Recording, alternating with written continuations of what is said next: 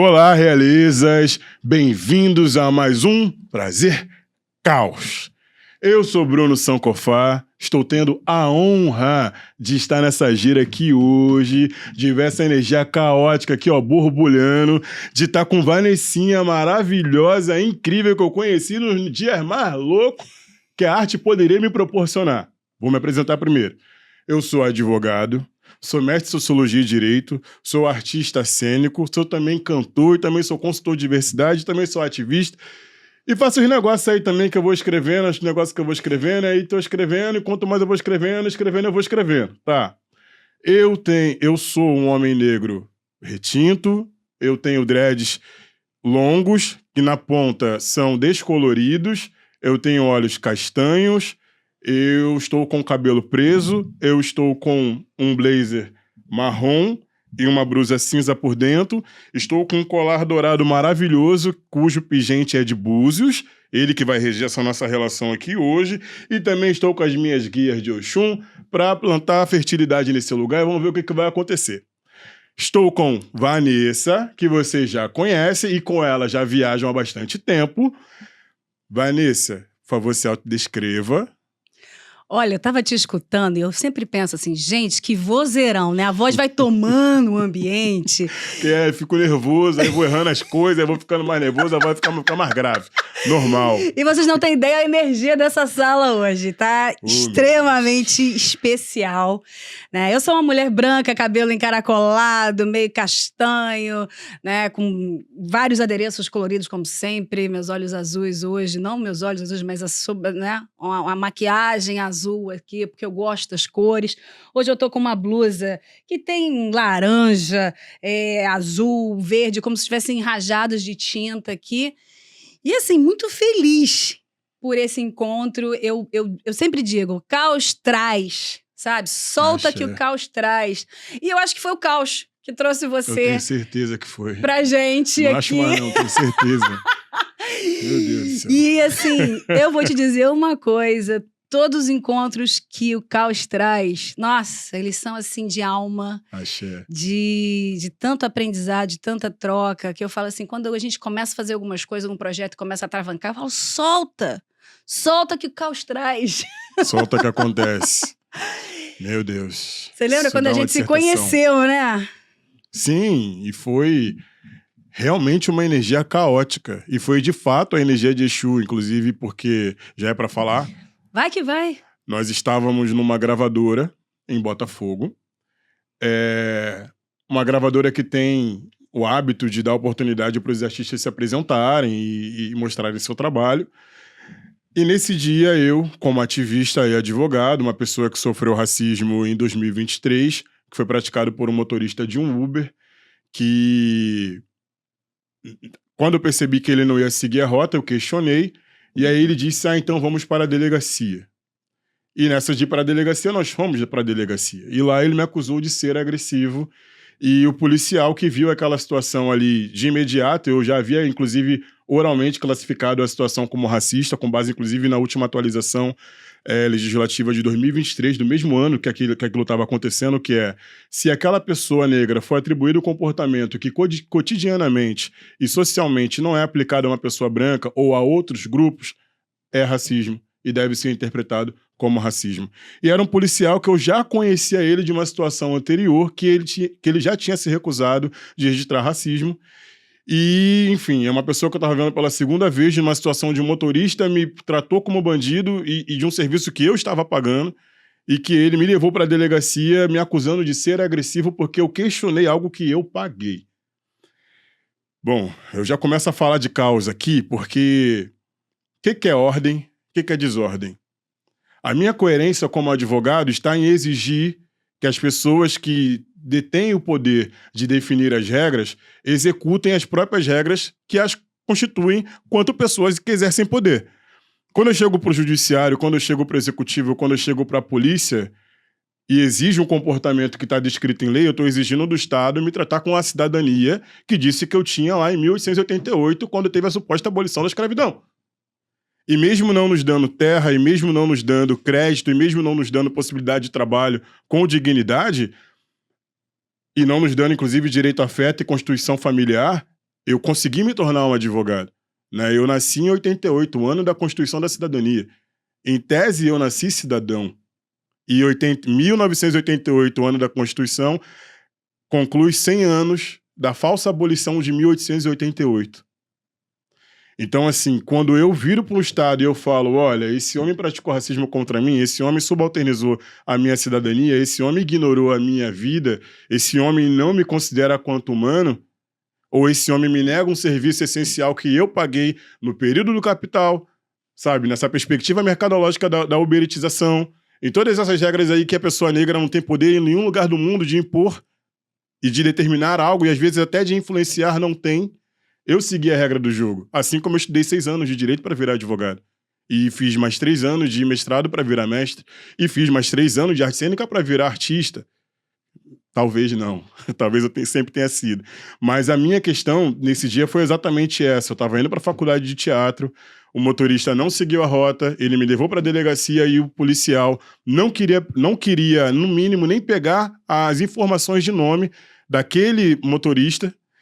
E ainda o policial me ameaçou me prender se eu não deixasse o motorista sair da delegacia. E aí eu vejo assim, falo, cara, o que adiantou? Vários anos de estudo para eu chegar aqui. Assim, eu sei que as pessoas vão falar uma série de coisas. Eu sei que é incrível ser advogado ainda esse ano, mesmo que a gente tenha muitas pessoas negras que sejam, e ser um advogado antirracista com a militância que eu tenho e a trajetória que eu tenho. Eu sei que para o meu povo, ter alguém que entende do direito e racializa o cenário é muito valioso. Mas agora eu estou falando de Sankofa, ali, eu versus o Estado, porque eu não tinha ninguém por mim. Não tinha político que eu já advoguei e já ajudei, não tinha gente famosa que eu já advoguei e já ajudei, não tinha gente anônima que me ama, mas também não tinha ninguém, só tinha eu por mim mesmo contra o Estado. E o mesmo policial que se recusou, já uma vez anterior, a registrar um caso de racismo onde 4 jovens foram para uma festa negra empreendida por pessoas brancas e nessa festa eles foram acusados de roubar o próprio celular deles. Não há a menor coerência nisso. É essa cara que a gente faz, assim, não há a menor coerência nisso. O que a gente está querendo dizer? A normativa de segurança começa a seguir um padrão de buscar um criminoso ideal numa festa negra. Quem é o criminoso ideal numa festa negra? Sabe? Isso foge à lógica de qualquer lógica, a não ser a lógica lombrosiana, que é a ideia do inimigo ideal é aquele que tem uma determinada aparência, um arquétipo definido. Né? Então, assim, essas questões sempre vão me corroendo, e ali era o Sankofa versus o Estado, e quando o policial virou e falou que não ia prendê-lo, eu trazendo argumentos de todas as legislações que eu conhecia, inclusive dizendo que também era racismo do policial, ele se recusando a fazer algo que eu, quanto vítima de racismo, estou dizendo que aconteceu. E que ele também era testemunha. Então, nesse dia, nesse ano aconteceu isso, e aí eu não tinha o poder de fazer muito contra o Estado, eu fui para um lugar que eu tinha uma suposta liberdade, que era a minha rede social. E eu fui lá e eu denunciei o que aconteceu, eu gravei o vídeo do motorista falando que eu tinha que ser preso porque eu sou agressivo, que eu não queria descer do carro. Eu falei, o carro em movimento? E aí ele, enfim, sabe, a discussão ali acontecendo, as pessoas concordando que de fato houve uma situação racista ali. Ok. No dia que eu te conheci, na gravadora, eu havia descoberto, encontrei uma testemunha, um homem negro que passou pela mesma situação que eu, com o mesmo motorista. Ele só não tinha ido até a delegacia. E aí fui até a delegacia com ele, e nesse dia eu fui como advogado, o acompanhei, ele registrou o caso dele e serviu de testemunha também no meu caso. Esse dia eu fiquei muito feliz, que eu falei assim, eu posso não poder fazer nada contra o policial, porque no Rio de Janeiro é um atestado de suicídio você pegar e entrar com uma representação contra um homem que tem o poder de usar uma arma. Até poucos dias atrás, a gente acabou de ver um tiroteio que foi protagonizado por 2 policiais que estavam alcoolizados, quer dizer, estavam alterados, de que eu não sei. Mas eles praticaram tiroteio e, pasmem, um era compadre do outro, do casamento do outro. Inclusive, antes, um momento pouco antes de, enfim, disparar os tiros, as falas são afetuosas, para mostrar que, primeiro, numa sociedade desigual, ninguém está normal. Eu não vou partir do lugar que ordem é a gente achar que há uma normalidade quando as pessoas estão totalmente adoecidas, por 1000 razões, e eu acho que a principal, nesse momento moderna, mesmo sendo antiga, é muito moderna, são as desigualdades, que levam as pessoas a um tensionamento social, de estresse, que na maioria das vezes, inclusive homens, se manifestam pela raiva. E homens que possuem o poder de fogo se manifestam, inclusive, retirando a vida de outras pessoas dentro daquilo que eles entendem como combater um inimigo. Né? Toda essa lógica que a nossa sociedade criou para criar um inimigo, para autorizar comprar arma, para autorizar guerra, para autorizar um monte de coisa que a gente fica replicando do modelo de, enfim, dos Estados Unidos, né? Então, no dia que eu te conheci, foi o dia que eu descobri que eu estava sendo processado por esse motorista. Porque eu havia feito uma postagem comemorando o encontro da minha testemunha. Porque eu falei assim, não posso fazer nada contra o policial, porque eu não sou doido, não sou maluco, né? A malandragem me ensina a querer ficar vivo. Né? Eu vou denunciar o racismo, eu vou me posicionar porque meu corpo é político, eu poderia ficar em silêncio. E ainda em silêncio meu corpo estaria gritando porque eu sou um homem negro retinto. Então eu não tenho, né? Isso não é uma questão para mim. Agora, o motorista, eu virei e falei, cara, não, você vai. Porque eu só tô lá porque você me levou. Eu só fui para lá porque você me levou lá. E aquele cara quase fez eu largar tudo da minha vida, porque eu fiquei preocupado se eu ia ter algum problema com a polícia. Porque é o que acontece no Rio de Janeiro. Eu fiquei preocupado se eu ia ter algum problema rodando pela Zona Sul, né? Porque eu sou da Baixada Fluminense, por isso que eu me perdi. Para quem não sabe, eu me perdi vindo pra Barra, tá? Me perdi porque a Barra gente, é muito louca, muita via, as coisas se repetem, enfim. Também não vinha muito pra cá, né? E aí, em relação à Zona Sul, é igual. É um lugar que eu não fazia a mínima questão. É um lugar que eu só frequentei quando a minha mãe era doméstica e ia lá pra prestar serviço.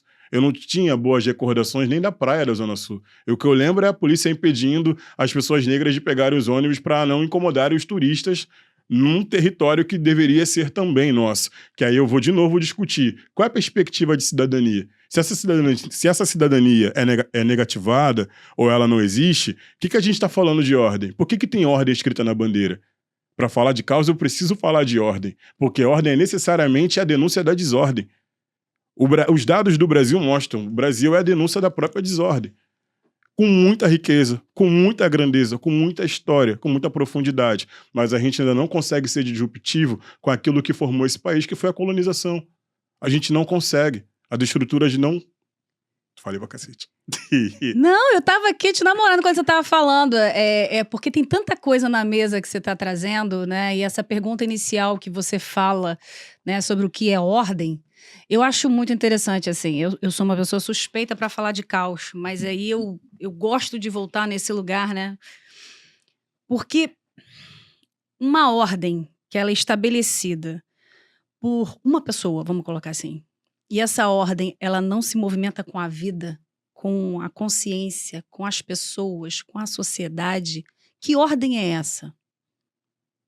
E aí, o que se entende por caos, quando se fala por caos, é quando essa ordem não é cumprida. Uhum. Só que, quando eu falo de caos aqui, eu gosto muito de trazer esse lugar, a gente tem que olhar o caos como uma liberdade de movimentos. O que é o caos? Eu sou livre, você é livre, ele é livre, ela é livre, e somos livres. E a gente vai precisar aprender com a liberdade um do outro. Vai ter momento que a gente vai se bater, vai se colapsar, no sentido de, né, peguei ali à direita, você pegou também aquela mesma via e pum! Uhum. E aí, como que a gente aprende a colapsar? Mas quando a gente fala de caos aqui, a gente traz num lugar que é onde a sociedade não trabalha com esse significado, onde aprisionou-se o caos como se fosse a pior coisa do mundo. Sim. E a ordem, ela é necessária e é importante, é o que todo mundo busca. Sim. Só que é uma ordem sem movimento.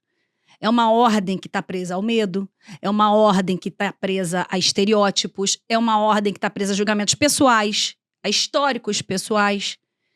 E aí, eu acho que a gente precisa se questionar, no final das contas, né, o que é uma ordem com movimento. Porque, no final das contas, se a gente parar para pensar, assim, volta e meia alguém me encontra e fala assim, a gente fala sempre de trazer a palavra com movimento sobre qualquer coisa. O que é uma regra com movimento? Volta e meia alguém conversa comigo e fala assim, não, porque eu sou da ordem. Porque essa mente binária acha que porque eu tô falando de caos, eu não sou da ordem, entendeu? E o que eu mais tenho é ordem dentro de mim, sabe? Muitas ordens. Só que o grande lance é a gente começar a trabalhar esse conceito da ordem com o movimento. E o que ela significa. Porque na hora que a gente pega e fala assim, é muito fácil, fala assim, tava um caos. Quando eu falo tava um caos, eu não tô responsabilizando nada nem ninguém, concorda? Eu peguei aqui e fiz assim, tá um caos. No mínimo não, um acaso. No mínimo um acaso, né? Mas assim, tava um caos, eu não quero falar sobre o que eu senti, eu não quero falar sobre o que o outro sentiu, eu não quero falar sobre os vários movimentos livres que aconteceram ali. Eu peguei e juntei tudo, dei um nó e falei, tá um caos.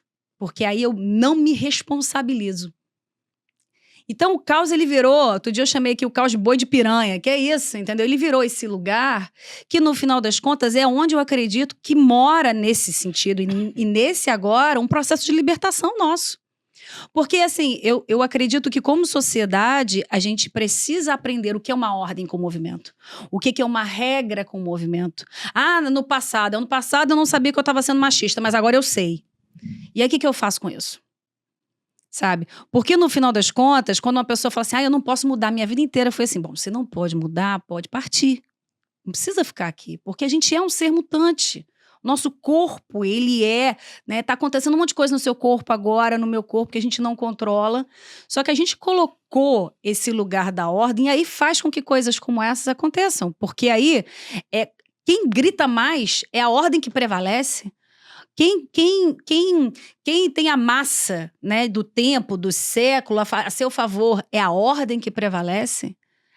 Eu tenho que fazer força para a minha ordem prevalecer sobre a sua? Né? Porque a gente está falando de ordem do indivíduo e a gente está falando de ordem do coletivo. Que coletivo é esse? A gente vive um estado muito louco, né? No sentido de que ordem com movimento, antes de tudo, eu preciso reverenciar o meu orixá de cabeça, Exu. É o orixá do movimento, é o orixá da lógica, portanto, só ele pode subvertê-la, então ele é o orixá do caos. E também da ordem com desordem, ou do conceito do não lugar de ordem.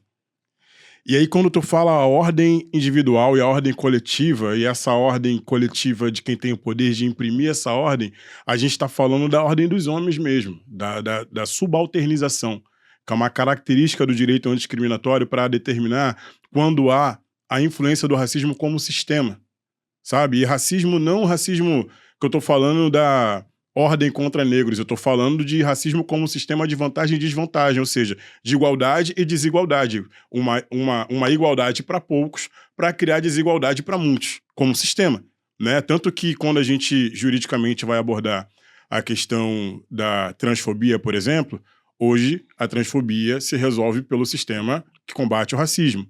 A política de gênero agora acabou de ter um avanço jurídico, que também vai ser combatida na mesma métrica de como se combate o racismo, ou seja, racismo não só em relação à cor. Tanto que a legislação de 78, se eu não me engano, a Lei K.O., ela já trazia um rol de vários microagressões discriminatórias de grupos, né? De grupos. Ainda naquela época se falava de minoria política, né? Hoje a gente sabe muito bem que não é isso, mas naquela época se entendia assim, que já trazia uma pluralidade com uma intenção de proteção. Essa legislação é uma legislação de desordem, no sentido de que ela é contracolonial, a ideia colonial dessa norma que diz que todo mundo tem que obedecer, senão você não é brasileiro. Por isso que a desordem ela é importante também, não é? Sim, sim. É aquele lance Por isso que é interessante Exu e a filosofia da encruzilhada. Porque ele vai romper. Ele leva a mensagem, sabe? E aí, o que eu acho muito maneiro nessa ideia de lógica, vou cortar um pouquinho, é o seguinte: um orixá não trabalha com a mesma perspectiva de pensamento que a gente trabalha, sabe?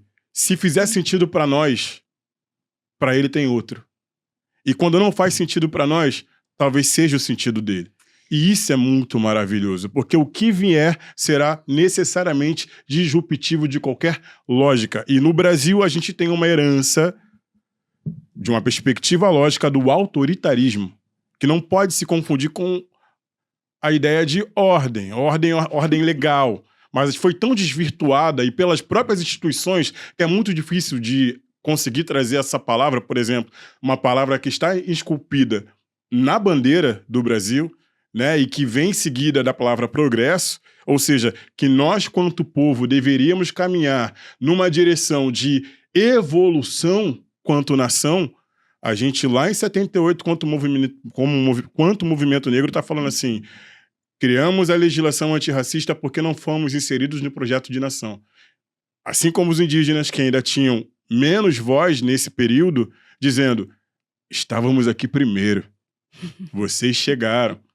Usaram o teatro para nos convencer a dar da nossa cultura e abraçar de vocês.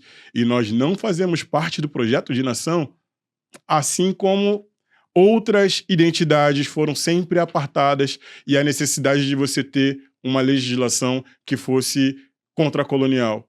De fato, antirracista e com poder para tanto, mesmo numa estrutura que é contrária, né? Que é isso que eu falei. Eu estava na delegacia, sofri racismo na frente do policial e o policial virou para mim e falou, se você não deixar esse cara passar, eu vou prender você. E eu citando as leis, citando todas as normas. É muito doido, né? Como o nosso sistema de corpo acontece quando é uma sociedade que eu falo que é drivada pelo medo, né? Porque o próprio autoritarismo, a forma como eu vejo ele vem num sentido de força, no sentido de quero prevalecer, porque eu tô morrendo de medo. Não, eu acho que eu quero garantir o privilégio do poder. Eu quero garantir o privilégio do poder, mas isso não exclui o medo dos outros, dos outros lugares, dos outros povos. Isso não exclui. Eu não sei, sabe por quê? Você acha que não? Quando a gente estuda a linha histórica das opressões mundiais pelo exercício da força, pela imposição da violência, nenhuma dessas lideranças, algumas institucionalizadas com face, com nome determinado, e outras não, que seriam as supostas elites que exercem esse controle de outra forma, os controles que até eu lembro de ter visto Nilo Batista dizer controles subterrâneos, que eu não sei se é pior ou melhor de quem bota a cara. A questão central é, se eu coloco no campo do medo as pessoas que desigualam intencionalmente para obter vantagem e garantir sua vantagem, inclusive todo o legado que lega de suas famílias que são, né, enfim, de práticas coloniais, essas pessoas o fazem com a intenção de manter lucro. Se eu tiro a intencionalidade e coloco o medo, eu não posso exigir, por exemplo, que a norma jurídica impunha alguma punição a essa pessoa. Mas você acha que essas coisas são excludentes? Porque uma das coisas que a gente questiona muito aqui na Caos é a nossa mente binária de exclusão. Então, se tem algo com intenção, isso aqui não pode existir. A questão é a motivação da intenção. Só que se a gente parar para pensar o ser humano com toda a complexidade que ele tem coisas dentro dele que são conscientes. Sim. E tem coisas que são inconscientes. Algumas até hereditárias. Exatamente. E outras que somos educados para reproduzir. Que aí, veja, eu entendo o medo, por exemplo, eu estudo numa escola branca de teatro da Zona Sul de elite. Com pessoas brancas, obviamente. Minha última turma só tinha eu e mais um negro, que é negra, né? E as pessoas podem ter uma verbalização racista não na intenção de me ofender, mas talvez porque foram educadas a acreditar que aquela era uma forma de tratamento. Essa pessoa eu consigo entender. Outra coisa é quem, por exemplo, vamos lá, que para mim é o que eu acho mais pesado, usa de um discurso falso para motivar o povo a chancelar uma política que vai levar à sua própria letalidade. Isso aí não tem nada de medo. Do meu ponto de vista, não tem medo aí. Mas aí que tá, eu achei engraçado, acho interessante essa discussão, porque assim, eu vejo as duas coisas e vejo muitas outras coisas aí no meio. Assim, quantas vezes eu vejo um ser humano bradando com intenção e fazendo várias coisas e eu olho, eu vejo uma criança se pelando de medo do que não conhece, se pelando de medo no sentido eu preciso segurar isso aqui. A gente, no outro programa, a gente estava falando muito... Olhar fofo. Não é um olhar fofo, porque se você começa a ver já desde o início da sociedade, antes, eu preciso matar um leão para sobreviver, né? Eu tenho medo desse leão, porque esse leão pode me comer. E no final das contas, eu vou matar ele antes que ele me mate. E quantas vezes na sociedade, nos encontros entre povos diferentes, esse lugar de eu vou matar ele antes que ele me mate, não foi alimentado? São perguntas e são questões, porque eu acho que o medo, quando a gente fala dele, não é passar pano ou abafar ou contemporizar, mas eu acho que quanto mais a gente olha uma sociedade com medo e olhar para ela e falar assim, peraí, é interessante, sabe? Porque muitas vezes eu encontrei, por exemplo, estive em situações de machismo e muitas vezes eu olhava aquele homem tentando tirar o meu poder de fala ou a minha presença e com intenção. E de forma treinada, né? Herdada, treinada, e aquilo ali... Preparada, e aquilo acontecendo. E muitas vezes eu olhava e olhava, assim, eu passei a inverter esse eixo, né? E vinha a agressão e eu pensava, doeu. Se doeu, em algum lugar dentro de mim eu tô concordando com isso. E eu vou limpar o meu corpo. E aí eu trabalhava. Aí de novo pra vida, tomava outra na cabeça. E aí eu fui trabalhando. É interessante porque, depois de um tempo, né, eu comecei a ver situações onde, quando vinha qualquer agressão de qualquer natureza em relação a eu ser mulher ou relação que eu estava fazendo, aquilo já não ressoava mais em mim porque eu não acreditava mais naquilo. Por quê? Essas verdades herdadas também estão no meu sistema. E eu fui quebrando, tirando, ao ponto de que na hora começou a vir, começou a passar direto. Porque eu falei, opa! Não ressoa mais. E aí começou a ser interessante, porque eu comecei a olhar, ter mais coragem para olhar no olho do outro, e aí eu passei a não responder pela dor que eu sentia por mim, mas eu passei a responder por aquela situação em relação à pessoa que estava vindo. E aí era basicamente assim, você tá com medo? Você tá com alguma situação que você não controla? Eu deixo você desconfortável por alguma coisa? E aí começou a acontecer umas coisas muito doidas, porque muda o sistema. Então, o que eu quero dizer assim, ver o medo, para mim, foi essencial para eu conseguir mudar sistemas. Porque o medo tá ali. Ele pode estar com intenção, ele pode estar preparado, ele pode estar com todo...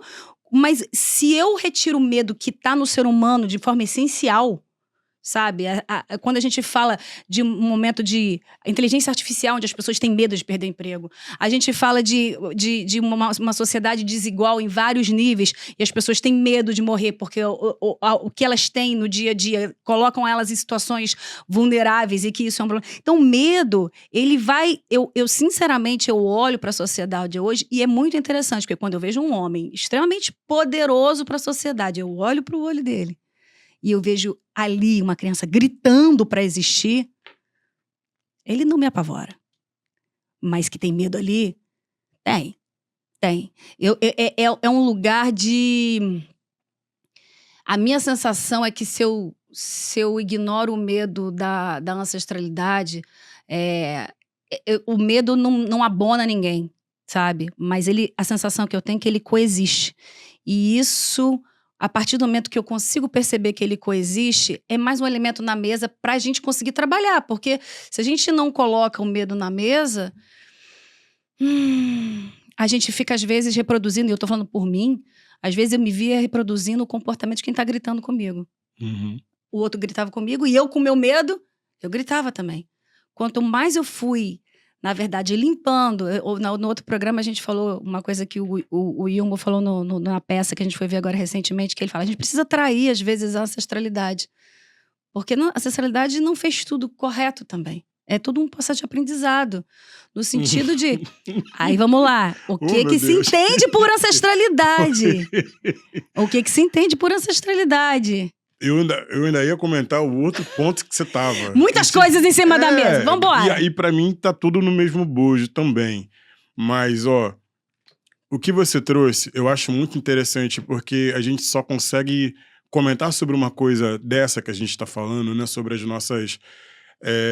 acho que as nossas cicatrizes, né? Que essas desigualdades que são em você porque você é mulher, em mim porque eu sou homem, né? Em mim porque eu sou um homem negro, em você também porque é uma mulher branca, porque te leva para um outro lugar, né? Eu te vejo falando no grau da relação interpessoal, você consegue falar com um homem branco que tem poder no mesmo, talvez no seu cotidiano, talvez com uma prática diária sua, né? E é uma relação que você tem. A diferença disso, porque assim, eu vejo o mundo a partir do olhar do qual eu habito, né? Das experiências que eu tenho. No meu caso, como homem negro, eu poderia até, em algum momento, conceber que um homem branco com poder, sei lá, o governador, que tem o poder de mandar uma operação na favela, poderia estar fazendo isso por medo. Mas, se eu faço isso e tentar ressignificar como você fez, eu ressignifico na mente, foi o que eu entendi de você. Eu ressignifico na mente, e o que essa pessoa manda pra mim porque tem medo de mim não tem mais o poder de me atingir. É uma auto-organização e é uma soberania. Eu acho muito incrível. Eu sou de Fá e acho que esse é o lugar. Porém, para esse cara, governador, eu como homem negro, pensar assim é complicado, porque ainda que eu reconfigure minha forma de pensar, ele ainda tem o poder de me prender. E ser preso, ficar na cadeia, não é uma coisa que eu ressignifique e seja solto. É estar preso. Mas as coisas coexistem, né? Não, e eu vou para um outro ponto que eu acho mais drástico, assim, né? Nas pautas de emergência, né? Porque existe um movimento de homens negros, e esses homens negros estão falando, né? Eles estão começando a se organizar e estão começando a dizer assim, pô, só a gente não tá falando, mas a taxa de educação, quem tá bancando é a gente, no sentido de que quem mais tá como vítima da educação são os homens negros, mas não participam desse debate. Quem mais morre, mais é preso. Aquelas estatísticas que a sociedade já até virou um repetidor na boca, mas eu não vejo uma ação que é a cada 23 minutos morre um homem negro, sabe? E não vejo movimento. E olhar para o governador e achar que eu vou ressignificar o discurso dele de morticídio, sei lá, só um tiro na cabecinha, como um governador já disse, e achar que eu ressignificar meu pensamento vai fazer ele não matar mais pessoas como eu, não vai. E aí, o que eu tô trazendo? Não foi o que você disse. Não foi o que você disse. Eu só tô dizendo que eu não consigo pensar como você porque eu preciso pensar como um homem negro. E esse é um ponto central. Ao mesmo tempo, eu acho muito interessante o teu olhar de uma mulher branca que olha esse homem branco com poder nos olhos. E a gente está tendo essa conversa aqui agora. Porque a próxima vez você vai perceber que você vai se reconfigurar no pensamento que vai te dar a soberania de se autogovernar e não ser atingida por nenhuma fala de nenhum homem merda nenhum, com poder ou sem poder, mas vai também perceber que você tem o poder nesse momento de talvez entrar na mente desse cara e tentar mudar a forma como ele vê algo. Isso, se essa mente se ainda puder ser salva. Porque, para mim, ambição não é uma intenção que possa ser mudada com educação antirracista. Não pode. Esse cara não vai deixar de ter lucro, de fazer dinheiro, de ostentar o poder que ostenta, inclusive de honrar os acordos subterrâneos ou oficiais que ele honra com a minha vida, com a vida da minha família, com a vida dos moleques que vieram da onde eu vim, só porque eu tô pedindo. Não vai. E aí, trazer esse campo de responsabilidade para pessoas brancas que estão nesse lugar da sociedade, de transitar com eles no cotidiano, porque eu posso ser um advogado que já representou o Brasil na ONU, mas dificilmente você me vê sentar com um homem de poder, mesmo eu sendo maçom. E para eu convencê-lo, eu uso toda a teatralidade que o Orixá me deu para tentar entrar na cabeça dele e entender que para esse cara só rola negociar. Eu preciso perder algo. O que eu vou perder para alguém que já me tira tudo? Mas você sabe que eu tava te ouvindo e eu fui... Tem que fingir que eu vou dar alguma coisa. Mas, mas sabe essa coisa que você tá falando, assim, eu acho você é uma pessoa incrível, porque é interessante, quando eu te conheci, eu não sabia que você era advogado. Nem eu. E aí eu vou colocar um negócio na mesa que parece que não fala com o que a gente tá falando, mas fala. Porque quanto mais você vai trabalhando o poder abstrato, você vê que a gente começa a falar de tudo, é sempre a mesma coisa, só vai mudando as palavras. As pessoas não conseguem, por exemplo, perceber que um mesmo corpo que é advogado é um corpo artista. Porque as pessoas colocam nessa caixa aqui o artista e nessa caixa aqui o advogado. Vai entrar na minha crise existencial. Mas aqui a gente entra em vários lugares. Por que eu tô querendo te dizer isso? Porque eu entendo e sinto tudo o que você está falando, porque é óbvio, você tem que falar de uma perspectiva de um homem negro e eu preciso aprender com o meu... Eu falo que eu tenho um não lugar de fala nesse aspecto. Assim como você tem um não lugar de fala quando a gente fala da questão de ser mulher. A gente, outro dia, estava com o Márcio Libá aqui, a gente falou sobre isso. Né? A gente tem um lugar de fala e também tem um não lugar de fala. Só que o não lugar de fala é como é que eu converso com uma pessoa que eu não entendo da onde ela vem. Uhum. Eu falo que é como entrar no mar. Hoje a gente tem essa baleia se jogando aqui no mar. Você tem que ter respeito para entrar no mar. O TDAH tá vibrante aqui, tá? Do nada. E a baleia tá pulando na sua direção. Ela faz assim, ó. E aí eu falo... É isso. Quando eu falo do medo, eu digo que como que a gente consegue preparar né, o ser humano, um novo ser humano, de uma sociedade, de fato, que se entende diversa, múltipla, de vários corpos, de várias cores, né? Como é que a gente consegue preparar esse ser humano onde a gente consegue trazer a coexistência das coisas? Tem gente que não consegue colocar a arte e o direito na mesma caixa. Tem gente que hoje faz advocacia e vai falar assim, não, a arte não faz parte da minha vida e exclui por medo, porque acha que assim, não, é impossível. Ou a pessoa está na arte e fala assim, não, eu não sei nem lidar com Excel, não sei lidar com leis, não sei lidar com isso. As pessoas criam regras nas Sim, cabeças. as caixinhas. Nas caixinhas acreditam. e se encaixotam aí. Aliás, são convencidas a... Exatamente. Né? Então, quando eu trago essa provocação do medo para a mesa, eu sei que ela é uma provocação que toca em vários lugares, mas é uma tentativa de coexistir, onde você continua olhando para aquele homem que ameaça a sua existência por tudo que faz, e aí é o eixo externo, e você ganha ferramentas em relação a ele, a partir do momento que você trabalha as suas feridas que ressoam ali, que é o eixo interno, e você coexiste com o eixo interno e o eixo externo para que você tome uma ação na sociedade de uma forma muito mais coerente com o seu corpo. Então, o medo, ele não é algo que sobrepõe, ou o medo, quando a gente trabalha o afeto, né? Você falou sobre o direito ao afeto, o direito de sentir, o direito nesse lugar, o quanto a gente precisa resgatar esse lugar do sentir e de se perceber ali, de se perceber aqui, para que você consiga ter ferramentas internas mantendo o eixo externo. O eixo externo está ali e você está vendo a sociedade trazendo várias coisas e vários lugares na mesa que são brutais, né, para um ser humano existir, sabe? Então, a provocação da causa aqui é sempre como é que a gente consegue coexistir o positivo com o negativo, o direito com o esquerdo, porque parece que são excludentes. Parece que quando eu olho para o medo eu estou excluindo aqui, parece que quando eu olho aqui eu estou excluindo aqui. Não! Como é que eu consigo olhar o eixo externo e ver o que aquela pessoa está fazendo? E lidar, e ir para cima, mas também trabalhar com o meu eixo interno, onde vai me dar paz para trazer mais coerência na minha ação e desarmar, inclusive, outros seres em campos invisíveis, sabe? Entende o que eu tô querendo dizer? Eu entendo, porque a vida de um homem negro é calcular o tempo todo, né? É uma questão que para nós é cotidiana, né?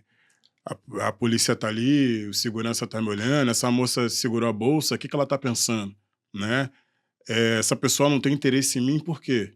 Sabe? Pô, eu sou feio, sabe? A gente em todo tempo tá tentando só transitar. Chegar de um ponto até o outro. Mas se a gente conseguisse chegar sem nenhuma lesão, o racismo não seria estrutural, né? E ele é. Então eu preciso lidar com essa verdade. Ele é, e como que eu vou contribuir como uma pessoa existente nesse momento do mundo, né? Com toda a história que já se passou e com toda a potencialidade que o mundo ainda pode ser antes de acabar, né? Antes que a gente destrua ele. Que eu vou dar de contribuição? E aí, o que você traz, a pergunta do que eu entendi é como conviver, como os desiguais convivem de forma harmônica. Porque o sistema que influencia a gente, que a gente chama de estrutural, e não só no campo do racismo em relação à cor, mas racismo em relação ao sistema que vai oprimir tudo aquilo que o poder dominante entender que é diferente. Porque é assim que ele trabalha, com forma de subalternização intencional, por seus objetivos, né? E aí existe uma sociedade que é uma sociedade que foi educada a dar continuidade a essa lógica de opressão e não sabe o que está fazendo. E que talvez o faça por medo, né? Esse medo que faz segurar a bolsa, esse medo que faz, enfim, o segurança me olhar de uma forma diferente, esse medo que faz até mesmo o policial cogitar em apontar uma arma para mim. Na verdade, eles apontam frequentemente, inclusive, da onde eu venho, a polícia anda com um fuzil para fora do carro e quase ninguém discute isso. Isso é uma coisa muito louca. Mas eu acho que o primeiro ponto é o que a gente está fazendo agora, né? Se a gente não se conectar, vai ser difícil trabalhar uma atmosfera que seja plural para todo mundo. Eu costumava dizer, quando eu era mais ativista do que eu sou agora, e não falo com vergonha nenhuma, porque agora eu também sou mais artista e eu estou num outro campo de entender as coisas, mas eu costumava dizer que quando o mundo for bom para os negros, vai ser bom para todo mundo. e vai ser bom para todo mundo, porque se as pessoas brancas passarem 1% que a gente passa cotidianamente e sentirem, e aí eu não tô nem aí para lugar de fala. Eu quero mais é que fale igual a gente mesmo, mas com o pertencimento das feridas que a gente tem e com a perspectiva utópica da esperança que a gente precisa construir para, às vezes, levantar todo dia e fazer o que precisa ser feito todo dia, só para o sistema não tragar a gente nenhum afeto nosso. Que mesmo com o sistema indo contra a gente por exemplo, a gente não tendo a certeza se nossos familiares na favela vão estar vivos no dia seguinte, a gente está aqui, está construindo gratuitamente, dando a nossa oralidade ancestral, guiada pela ancestralidade que continua lutando mesmo pós-vida, para que as pessoas possam, no mínimo, abrir só mais um pouquinho da sua perspectiva de mundo e serem menos idiotas. A palavra é essa. Não quero ofender ninguém, mas o ponto central da questão é um lugar plural precisa de conexão. Por isso que eu não vim à Barra. Eu tinha uma questão com a Barra ser fragmentada. A sociedade dos condomínios, do individualismo, em alguns pontos da milícia também. E aí eu tinha muitas questões de vir pra cá, porque eu tinha muito problema com a galera que não sabia nem ter vizinhança. Olha da onde a gente está trazendo esse assunto da convivência plural para transformar o mundo num lugar melhor. A partir do entendimento das diferenças e até a integração também. Existe uma parte do movimento negro radical que acha que a gente não precisa ser integracionista. Eu ia falar sobre isso. Eu ia falar sobre isso e queria ouvir sua visão sobre isso. A minha visão caótica, eu sempre acho que vai ter sempre alguém querendo juntar, vai ter sempre alguém querendo separar. Essa coisa de ter uma unidade onde todos pensam igual e agem igual, eu não acredito nisso. Ao mesmo tempo, não acredito. Quando eu falo acho que a arte tem uma potência imensurável. Eu acho que ela tem o poder de criar pontos de contato para que as pessoas consigam se entender melhor, mais rápido e às vezes até de forma sem limite de tempo. Mas aí você toca no invisível que eu estava falando antes, né? Porque quando eu falo pensar, né? Quando eu falo assim, eu olho para a sociedade, tem gente que às vezes fala de determinadas violências que acontecem hoje como se elas nunca tivessem acontecido. Na verdade, elas sempre aconteceram. A diferença é que agora a gente tem um celular e aí essa violência ela atravessa a casa e aparece lá dentro da sua bolha. É a única diferença. Sim. Mas elas sempre existiram. Isso é louco, porque a gente começa a ver como o mundo é, a gente sai da televisão como sendo a única criadora, né, de imagens sobre o mundo, né, que seria esse mundo, sei lá, o máximo de conflito que você tem é um conflito de fofoca na novela? Não é. As pessoas estão sendo mortas. Eu falava muito sobre... Tem uma teoria de comunicação que fala da comunicação de massa, né? Que no passado a televisão, né, o cinema, ele vazia um eixo só para a massa e ali trazia todos os arquétipos e símbolos inconscientes e aí tinha um eixo apenas, né? Um eixo vertical. Eu falo que esse eixo ele derreteu. E a gente hoje vive a comunicação da massa. Só que uma massa que não aprendeu a conversar. Uma massa que, de repente, é jogada num lugar e aí, com todas as suas questões, com todos o seu sentir, né, todos os seus sentires, todos esses lugares, eles vêm à tona porque na fala carrega tudo, né? E aí, quando a gente estava falando sobre essa questão da questão negra, eu sinto, tá, que vai ter sempre... Quando eu escuto alguém falando sobre o embranquecimento, né? Quanto mais uma pessoa preta se relaciona com uma pessoa branca e a pessoa preta, no final, essa cor, no decorrer do processo, ela tende a desaparecer, vamos colocar assim. Sim, apagamento. O apagamento. Eu sempre sinto, Sankofa, e aí eu queria ouvir a tua visão sobre isso, que aí, de novo, né, a minha visão caótica de que vai ter sempre um lugar que vai querer preservar a tradição, a cor, o que for, vai ter sempre um lugar querendo misturar. E quanto mais tiver esse lugar, né, a gente se torna imprevisível sobre o que vai ser. Porque a gente falou no início, né, é preciso a desordem para a ordem. E não é que é preciso, existe já. Só que a gente precisa agora, talvez, na minha visão, se empoderar da desordem como um ativo. como um lugar de consciência, como um lugar de construção. No mínimo, um lugar de movimento. Um lugar de movimento. Ação. E aí eu te pergunto a sua visão sobre isso, porque eu sei que, e assim, a gente está conversando com todas as pessoas possíveis e impossíveis. E é muito bonito. Galera do caos. É muito bonito conseguir falar dessa forma, porque as pessoas às vezes têm medo de falar com uma pessoa preta sobre esse assunto. Sim. E a gente não pode ter medo, entendeu? Porque se entendo. a partir do momento, eu como pessoa branca, eu Assim tiver como eu medo... também não posso ter medo de falar os pensamentos, assim, não é nem uma pessoa negra, mas uma pluralidade de Sim. povo, dentro de uma identidade que sofre também os atravessamentos do racismo na formação de opinião, Sim. né? Porque a técnica de Lynch, já ouviu falar? Que ela não foi comprovada cientificamente, porém a prática foi comprovada. Para quem não sabe, era a técnica de fragmentar por meio da violência física pessoas negras em condição de escravização pelas suas diferenças. Então, se você falasse uma língua e eu falasse outra, os escravocratas já teriam um motivo para nos fragmentar de forma violenta.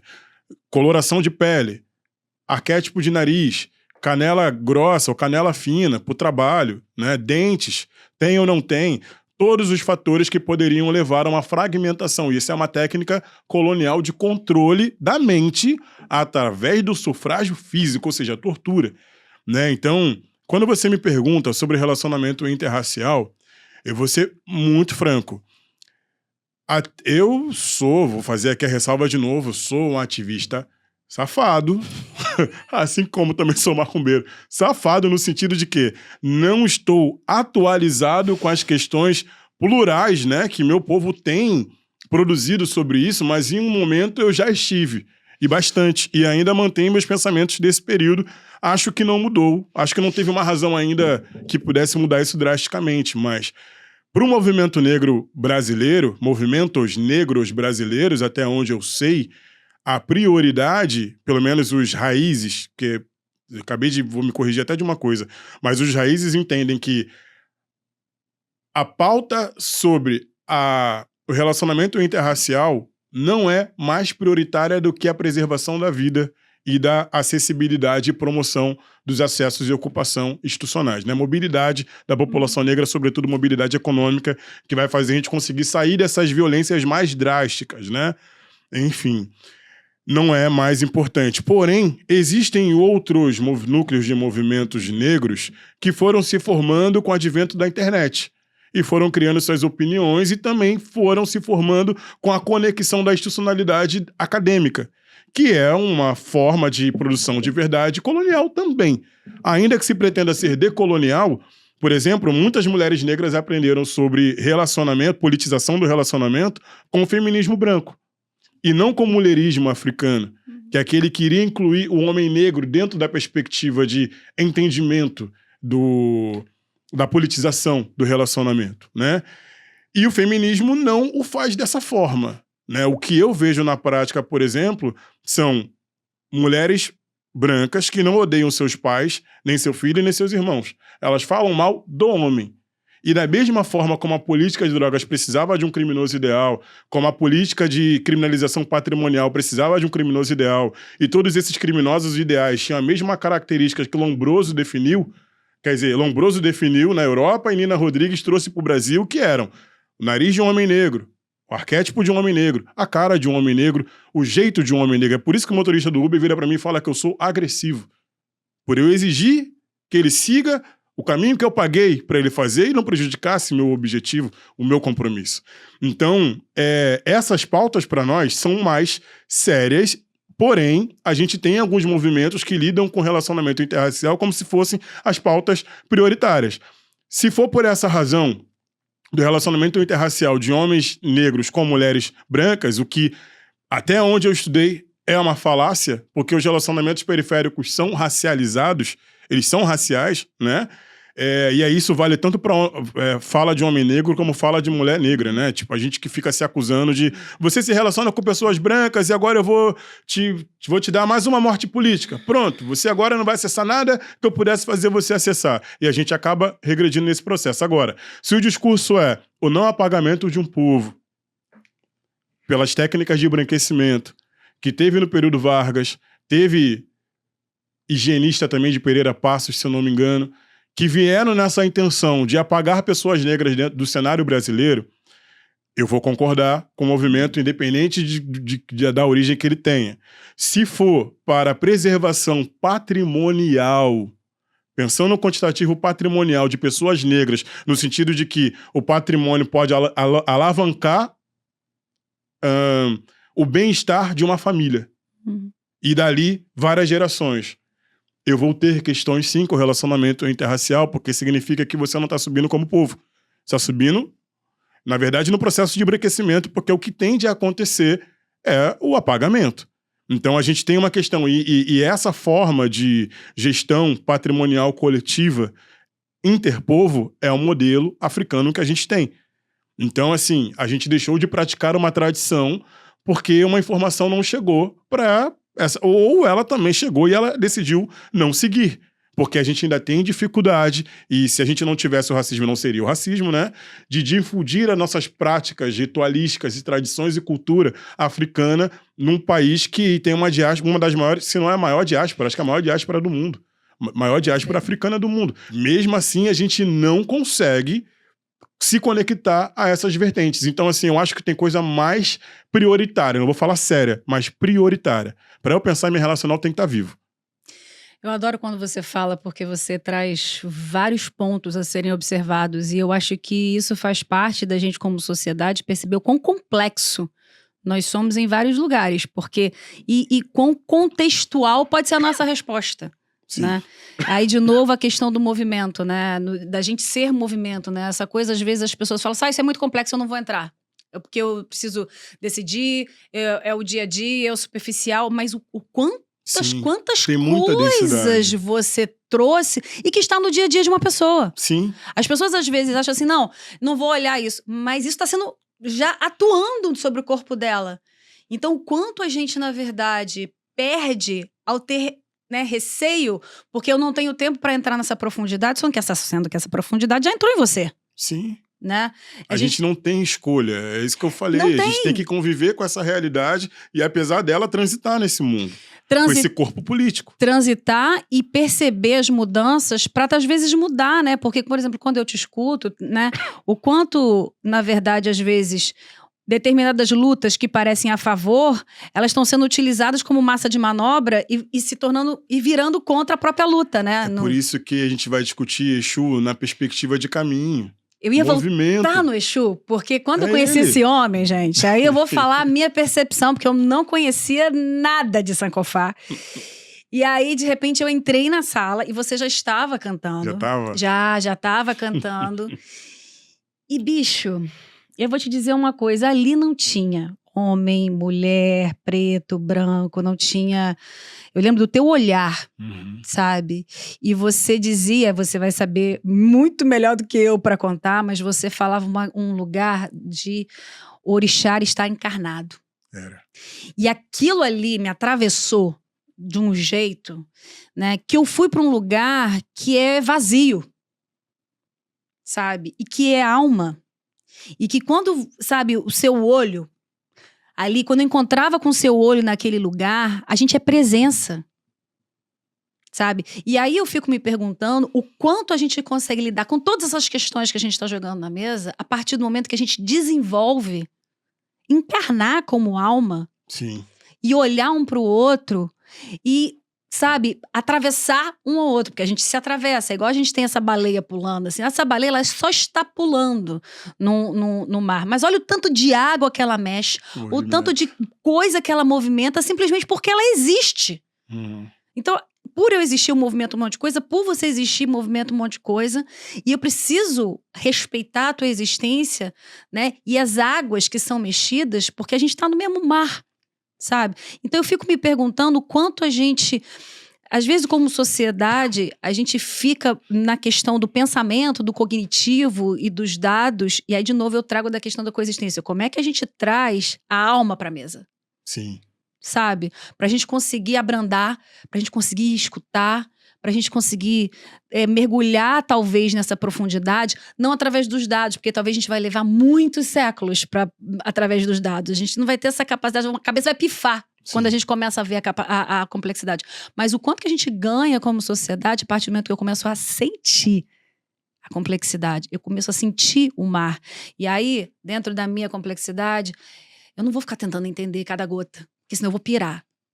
Mas eu, pelo menos, a partir do momento que eu sinto, eu vou conseguir perceber que existem outras baleias no oceano, que existem peixes, que existem outras existências, outras formas. E como é que a gente coexiste, né? Tem uma baleia que ela vai andando assim com vários peixes juntos, assim, porque um tá usando o ecossistema ali, né? Um tá usando. Como é que a gente consegue? Porque eu sinto, às vezes, que a gente... E faz parte da sociedade a gente trazer o que estava invisibilizado. E aí, de novo, o Exu, que vai nas duas polaridades. Qual é o poder do invisível que a gente também tem que trazer? Porque eu sinto que todos os seres que foram invisibilizados aprenderam alguma coisa também com o seu próprio invisível. E isso precisa vir para a mesa. Sim. Entende o que eu tô querendo dizer? Eu entendo. Eu sou de Ifá. Ifá é uma das linhas do espiritismo de matriz africana que entende, cultua, orixá, mas entende também que há um segundo orixá que somos nós, né? Nesse sentido, você sendo orixá, você exerce o autogoverno, a autogestão, a soberania, você é dono de si. Né? Você tem o seu mundo e o seu mundo tem o seu universo. E desse universo você vai gerir, né? E vai também entender tudo que te contempla e te preenche ali quanto ser, né? Esse dia que a gente se conheceu, eu não sei se ficou evidente da primeira vez que eu falei, porque eu acabei entrando na história toda, foi o dia que eu descobri que esse motorista racista estava me processando. E não cabia em mim nada a não ser o que é mais autêntico em mim. Eu andei me perguntando esses dias do porquê que eu tenho raiva. Se eu sou feliz, eu tenho 3 formações, eu consigo bancar meu aluguel, mas eu também tenho 3 formações. Eu consigo, sei lá, comer alguma coisa diferente quando eu quero, às vezes até viajar. Mas por que eu tenho raiva o tempo todo? Aí eu fui lembrar que eu vivo uma sociedade de tensionamento racial, portanto a raiva se manifesta. E até então, até 3 anos atrás, eu fiz a faculdade de Direito cantando no coral da minha universidade, que era Cândido Mendes. Mas eu não me entendia como artista e nem entendia a arte dentro desse lugar. Eu me tornei um advogado de conhecimento internacional, principalmente porque a forma que eu tinha de advogar em processos criminais onde pessoas negras eram condenadas só por ser negras, era humanizando aquilo que o sistema tinha como coisa. E depois de um tempo que eu fui entender, mano, isso é artístico demais. Eu defendi a minha dissertação com uma das professoras da banca dizendo: que incrível que você escreveu, ninguém nunca escreveu sobre maçonaria e segurança pública. Mas isso aqui, a forma que você escreve, você canta rap? E eu, na época, tinha entendido aquilo como... Falei, sofri racismo. Te colocou num estereótipo, né? E vou te falar, honestamente, sim, eu canto rap, eu não lembrava, porque eu tava sempre no corre de não passar fome. Eu fui deixando a arte de lado e só usava ela quando era necessária para me fazer comer. Olha que louco. Hoje eu tô com artistas de rua, tô muito mais com artistas de rua do que com a galera da Globo. E é com eles que eu vejo uma arte ancestral, uma arte presente, uma arte voraz, visceral, sabe? Que você olha na pessoa e você vê, tu tá incorporado, tá com alguma coisa, isso aí não é você. Que é isso? No show você não faz isso. Por que na rua você faz isso? A rua, que é o lugar da encruzilhada, é exatamente o lugar onde a gente manifesta, eu acho, pelo menos, em dias como aquele, pelo menos, a nossa essência mais real, sabe? Não é que eu aceitei a raiva, não, porque eu luto para que eu e as pessoas que se parecem comigo e vêm de onde eu venho tenham direito a viver a tranquilidade. Eu cansei de ter raiva. Aliás, estou cansado até de militar. Vou falar para a câmera da intimidade lá. Eu cansei de militar. Eu acho que eu já fiz tudo o que eu poderia fazer, mas quando eu tô vivendo uma vida tranquila de artista e eu sofro racismo de novo, eu lembro. Eu lembro que ser preto é estar em permanente estado de alerta. Mas isso não vai me fazer desistir da produção do mundo que eu quero viver, que é um mundo que eu e os meus possam ter acesso ao direito à tranquilidade, à paz que a gente quer. Porque se a gente devolvesse na mesma proporção que a gente sofre, esse país já tinha acabado. E a verdade é essa. Sabe que eu vou voltar no negócio que você falou da ordem e progresso. Outro dia eu estava olhando, né, várias pessoas trazendo à tona a questão de que quando foram fazer a bandeira do Brasil, na verdade era amor, ordem e progresso. Aí cortaram o amor. Porra, tiraram o amor, E aí fez cara. assim, corta o Que Mo amor. fez, cara? Que isso, cara? Logo Mo? Exatamente! Gente. E aí ficou ordem e progresso nesse lugar que eu falo que, assim, quando eu digo assim, não teria melhor lugar né, do mundo para a caosfera nascer do que no Brasil, sabe? Com tudo. Também acho. Com esse caldeirão. O Brasil é louco demais, é uma potência louca. É uma potência.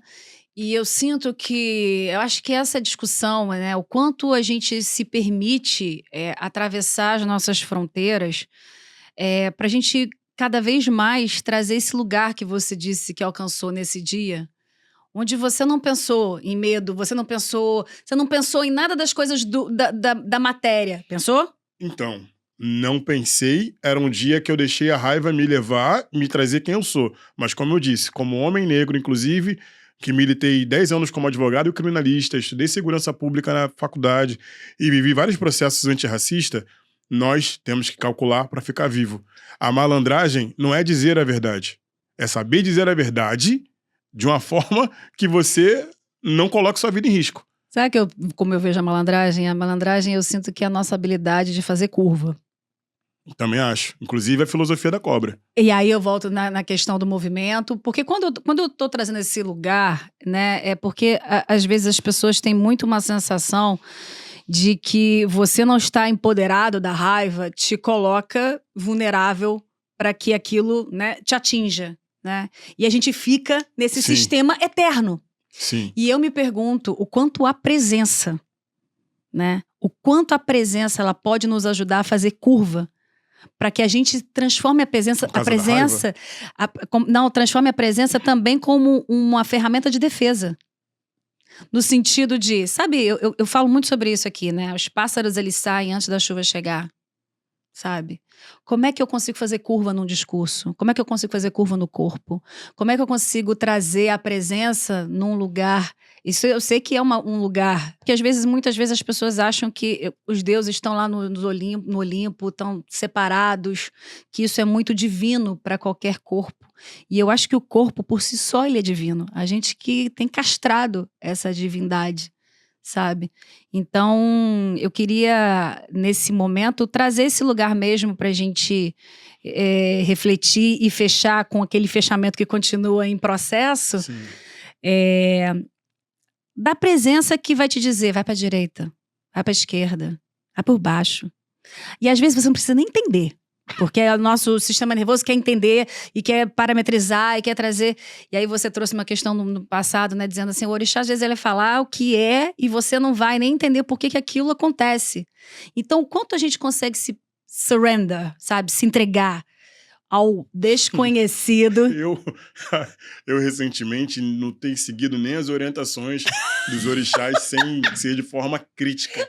Eu sempre calculo, sim, e defendo isso, Ué, você acha mesmo que se fosse a notícia de Xangô, já não tinha caído tudo? Já tinha caído tudo. Você já não acha que já caiu? Eu acho que caiu e eu quero ver cair mais. Eu não posso cair primeiro. É sobre e não quero cair primeiro. Né? Quando eu falo isso, é porque eu já tive, não vai dar tempo de falar aqui, mas eu já tive muita experiência como advogado louca.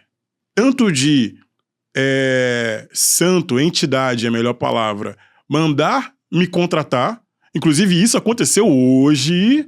Eu posso pegar o áudio e botar aqui. Porque a vovó de não sei de onde mandou eu falar com você e eu recebo. Mas eu já tive situações que Zé mandou você fazer isso e fazer aquilo. E, cara, eram situações reais, eram situações necessárias e a ancestralidade agiu, né? Inclusive foi quando a gente foi ameaçado pela milícia. A ancestralidade agiu, a gente saiu ileso, mas eu não quero ser ameaçado de novo. Com certeza. Entende? E aí é uma parada que eu também tento ficar no seguinte sentido. Bom, eles estão lá, eu tô aqui, eles sabem de tudo, mas tem coisa que eu não quero fazer, quero ter a liberdade de dizer que eu não quero fazer. Mas isso é coexistência também, né, Sankofa? Mas tem coisa que eu não escolho. Acontece e só me resta lidar, como o cara do Uber, Sim. como o cara de Santa Teresa que foi dar um tapa na minha cara, ele acreditou que ele poderia fazer isso, aí ele tomou, e aí o vídeo viralizou. Mas quando eu falo fazer curva, não é fugir, né? Eu na lógica da oralidade ancestral, eu entendo que fazer curva é a técnica da cobra, quando você tem um objetivo para chegar e você faz uma curva. Ou seja, eu vou ali não defender um ponto de vista meu, não afirmar algo que eu quero. Eu vou ali alcançar um objetivo através da oralidade. Então eu não preciso nem que esse cara me entenda, eu preciso que ele me entregue o que eu preciso. Na hora que for dar o bote, eu vou estar no lugar exato pro bote. É isso. É isso. Sabe? E é assim que eu tenho feito como advogado para conversar com juízes e promotores. Eles não saem antirracistas depois de conversarem comigo. E não saem nem pessoas melhores. Eu tento convencer eles dentro da lógica deles. E é uma coisa muito louca que eu falo assim, cara, se eu te explicasse um pouco de filosofia africana, um pouco de concepção de justiça na filosofia africana, você veria o que você está fazendo de grego-romano aí nessa herança do direito. Que é grego-romano, mas a gente é um país mas o nosso direito é grego-romano, você estaria envergonhado de fazer o que você está fazendo. Mas não, eu tenho que explicar para ele porque a norma tal, da lei tal, a jurisprudência diz que, portanto, excelência, me faça o favor de fazer o seu trabalho da forma certa, por favor. E é assim que segue. É uma coisa muito louca. Mas é porque a gente tá parado no tempo, que você falou do greco-romano, só pra gente fechar, porque se deixar, a gente vai ficar aqui pro resto da vida. E a moça tá ali, ó. E a gente já tá com o tempo estourando. Mas uma coisa que eu falo muito, assim, as pessoas, às vezes, quando a gente vem conversar na Caos, eu falo assim, a inovação também está no pensamento. Por que a inovação tá só na máquina? Porque a gente tá preso numa filosofia. Por que inovar? Por que a gente acha que a gente não pode inovar no pensamento? E a gente estamos aqui repetindo o sistema grego até agora como se fosse o único. Aí, de novo, o que é ordem com movimento, o que é regra com movimento, o que é pensamento com movimento. Então, assim, ineficaz. Exatamente. Então, que a reflexão que fica aqui agora, que a gente já fez para vários lugares, inove no pensamento, porque a gente tem essa habilidade, essa potência, sabe? E a gente precisa lembrar disso, ao invés de simplesmente achar que a inovação tá no celular que você compra, na televisão que você consome, ou qualquer outra, ou no carro que você compra, porque isso aqui é tecnológico. É a transformação do mundo. É a transformação do mundo. Tem uma passagem bíblica que fala sobre isso. Juro, moça, que é só isso que eu vou falar e vou ficar quieto. Então encerra com essa. Mas eu preciso dizer que eu não tô falando da Bíblia como um livro bíblico. Eu tô falando da Bíblia como um livro histórico antigo de referência de coisas que aconteceram. Um dos livros traz uma fala do apóstolo Paulo que diz: transformei o mundo pela renovação do vosso entendimento. E eu acho isso magnífico, porque fala que, por exemplo, o que a gente está fazendo com a comunicação, de quem é a comunicação? Ela é de Exu. De quem é a transformação? Ela é de Exu. De quem que é a mudança de lógica? É de Exu. De quem é o caos, a ordem? De Exu. Laroê! É sobre Laroê nessa segunda-feira, papai. É isso. Prazer, Caos. É isso.